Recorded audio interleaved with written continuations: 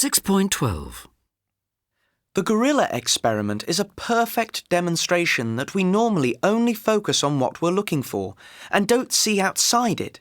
So we sometimes miss really important discoveries which are right in front of us. We just don't see them.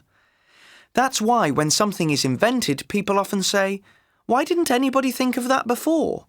Well, they didn't because they didn't think creatively. Dr. Wiseman gives some examples of people who he says are creative thinkers, doesn't he?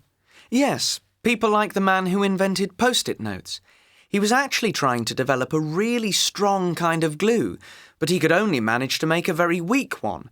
But instead of just thinking, "Oh, that's no good," he actually thought of a way of using the weak glue to make Post-it notes. Notes that would stick to something but not too much.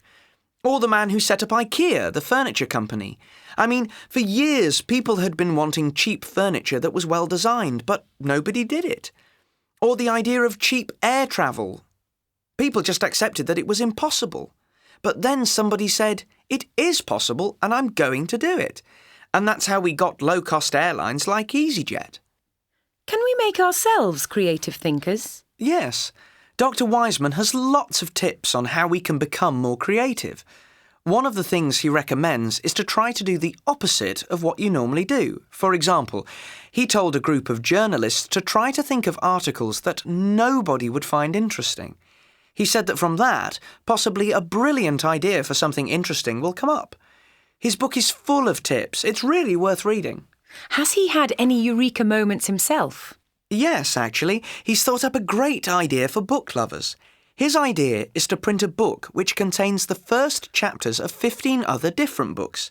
This book has a book token in the back, a voucher that you can use to buy another book.